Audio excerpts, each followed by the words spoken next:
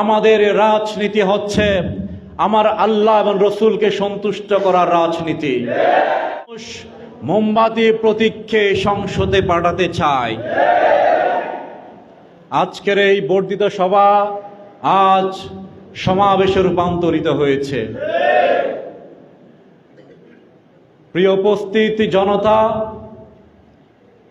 আমরা আহলে সুন্নাত ওয়াল জামাত তথা রাঙ্গুনিয়ার শান্তিপূর্ণ সর্বস্তরের জনতাকে নিয়ে আজ এখানে বর্ধিত সভায় শুধু একটা কথাই বলতে চাই, আমাদের রাজনীতি হচ্ছে আমার আল্লাহ এবং রসুলকে সন্তুষ্ট করার রাজনীতি।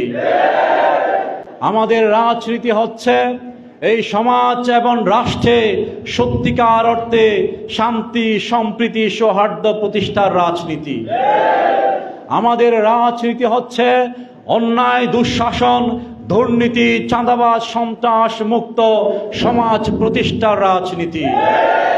আমাদের রাজনীতি হচ্ছে এই রাঙ্গুনিয়ার সবাইকে নিয়ে ঐক্যবদ্ধভাবে মানবিক রাঙ্গুনিয়া, সমৃদ্ধ রাঙ্গুনিয়া, আমাদের সবার স্বপ্নের রাঙ্গুনিয়া গড়ার রাজনীতি। এই রাঙ্গুনিয়াকে আমরা চাঁদাবাজ মুক্ত করতে চাই। এই রাঙ্গুনিয়াকে আমরা সন্ত্রাস মুক্ত করতে চাই। এই রাঙ্গুনিয়াকে আমরা বালুদস্যু মুক্ত করতে চাই। এই রাঙ্গুনিয়াকে আমরা মাদক মুক্ত করতে চাই।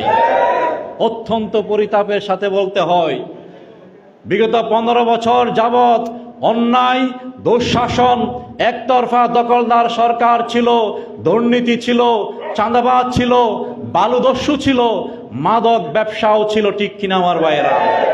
5 আগস্টের পরে এই ছাত্র জনতার যে বিপ্লব, সে বিপ্লবের পরে সবাই মনে করেছে দল মত নির্বিশেষে গণঅভ্যুত্থানের মাধ্যমে বাংলাদেশে আমরা দুর্নীতিমুক্ত, সকলের অংশগ্রহণের মাধ্যমে একটা ইনক্লুসিভ, অন্তর্ভুক্তিমূলক সমাজ এবং রাজনীতি গঠন করব। ঠিক কিনা আমার ভাইয়েরা? কিন্তু দেখা যায় আবারও 5 আগস্ট পরবর্তী আবারও চাঁদাবাজি, আবারও দুর্নীতি, আবারও বালুদস্যুতা এই রাঙ্গুনিয়াতেও চলছে কিনা? এই বালুদস্যুর বিরুদ্ধে, মাদকাসক্তির বিরুদ্ধে বছরের পর বছর আমরা কথা বলছি, বলে যাব ইনশাআল্লাহ। এই ছাত্র জনতা আমাকে ফোন দিয়েছিল বালুদস্যুর বিরুদ্ধে কর্মসূচিতে। বাংলাদেশ ইসলামী ফ্রন্ট এখানে ছাত্রদের সাথে বসেছে, কর্মসূচিতে গিয়েছে। আমরা বলেছি যেই দল মত সংগঠন রাঙ্গুনিয়ার উন্নয়নে, রাঙ্গুনিয়ার কল্যাণে